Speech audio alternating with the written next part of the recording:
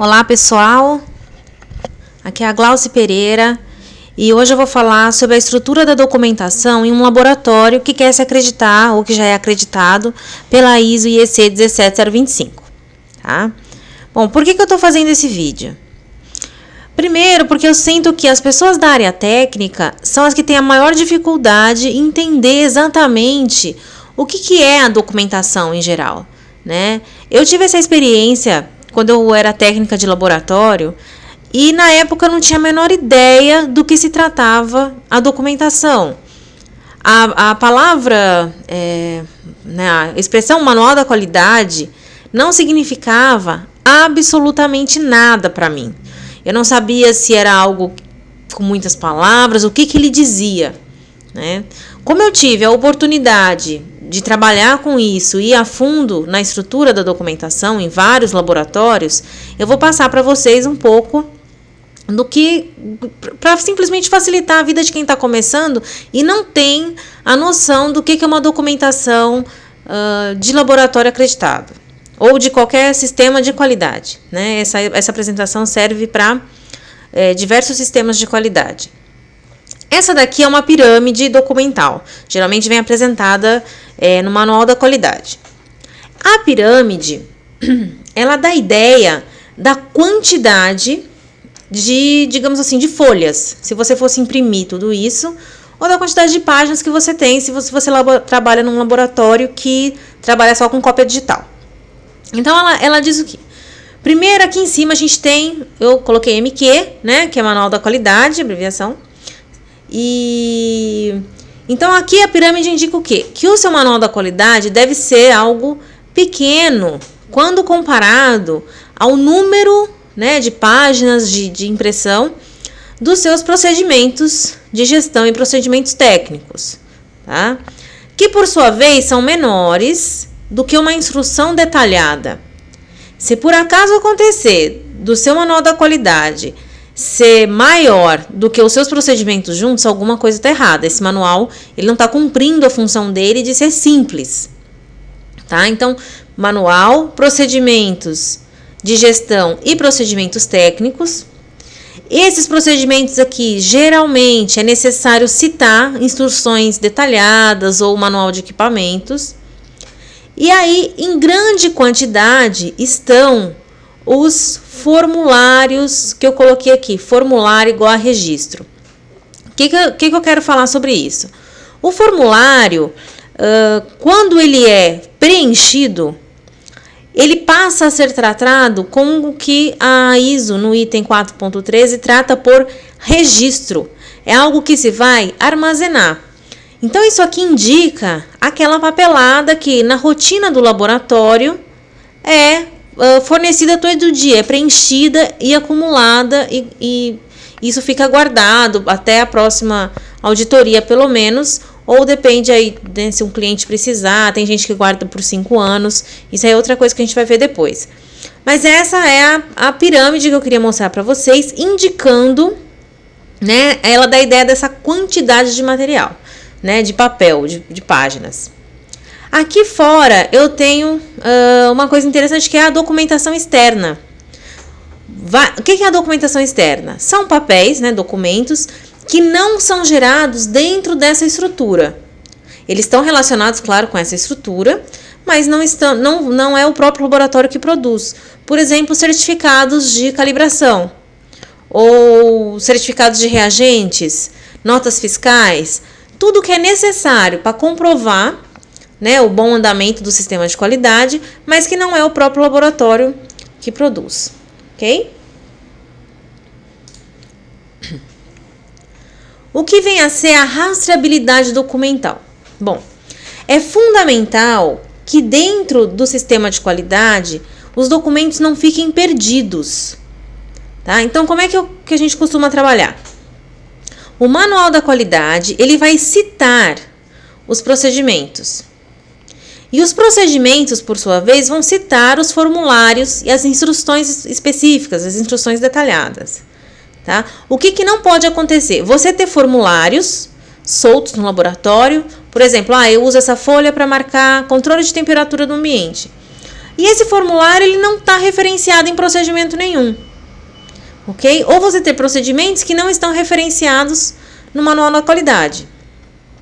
No nosso site tem um manual, para quem ainda não baixou, é um manual bem simples, né? Um manual que já é utilizado por laboratórios acreditados, ok? Esse modelo de manual eu aprendi a fazer na Universidade de Barcelona, que também tem um laboratório acreditado com esse modelo de manual.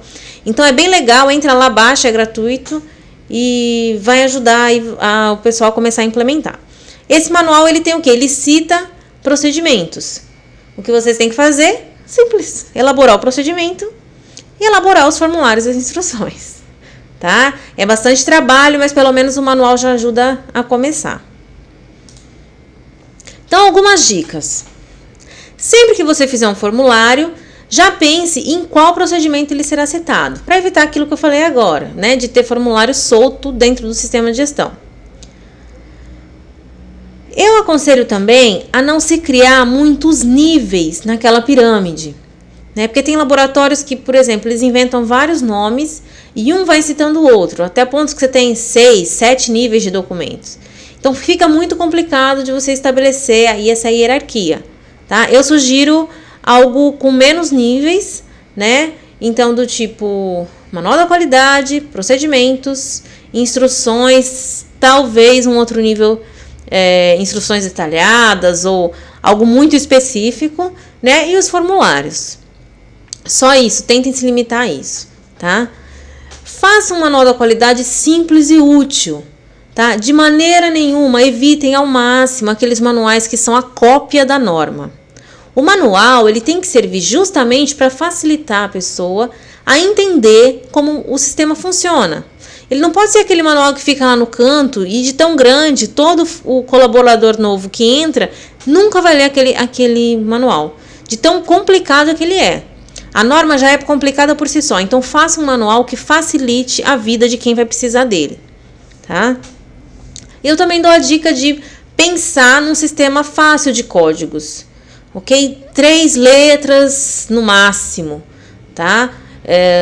Não se preocupem em criar um código. Às vezes a gente encontra códigos tão grandes que era mais fácil ter o nome do procedimento, tá? Então 3 letras se vocês forem usar o sistema de código para o formulário.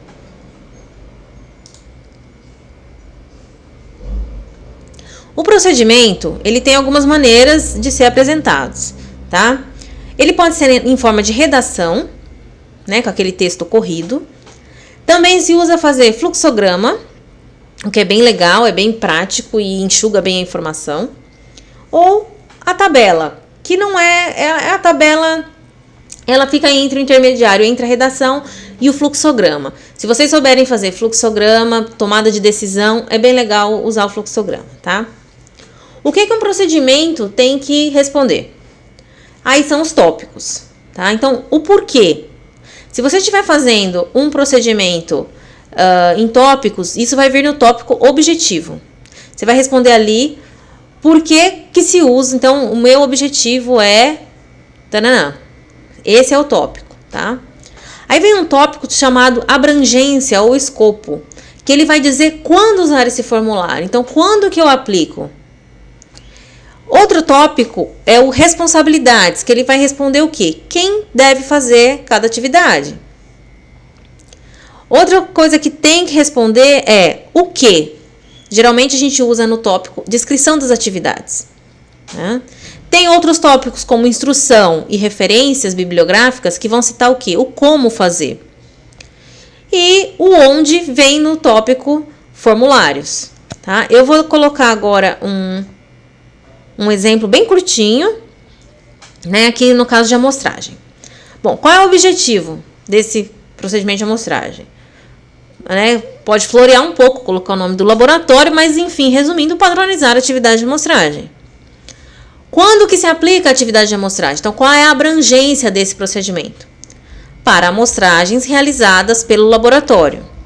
Parece um pouco óbvio, né? Parece que não diz nada além do objetivo, mas, por exemplo, você já sabe que quando o cliente trouxer a amostra, não é esse procedimento que se aplica, Tá? A abrangência desse procedimento é para a amostragem que o próprio laboratório sai a campo, né, ou vai até o cliente para coletar a amostra. Okay? No caso de laboratórios clínicos, o laboratório clínico retira, quando o laboratório clínico retira a amostra. Se for um laboratório clínico que só coleta, por exemplo, a amostra de urina, esse procedimento aqui nesse nosso exemplo não se aplicaria. Então, aqui a tabelinha do o que, o quem, o como e o onde. Então, o que? Preparar material de coleta. Quem? O analista do laboratório. E aqui está a instrução técnica, né, o código dela, IT, e o código do formulário onde ele deve registrar, né, gerar essa evidência. Então, esse formulário vai vir a ser um registro. Outra etapa. Coletar a amostra. Quem? Coletor. Como? Aí aqui está citando o código da instrução técnica número 02, que vai dizer detalhadamente como coletar a amostra. E onde? O formulário 02 é onde, né, nesse caso aqui, nesse exemplo, se registra as atividades de coleta de amostra. Tá?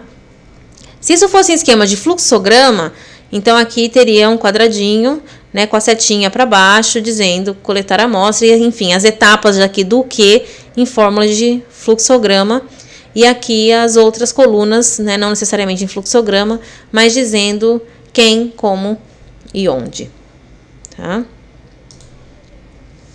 Bom, por esse vídeo é isso que eu gostaria, né, de introduzir aí a questão da documentação.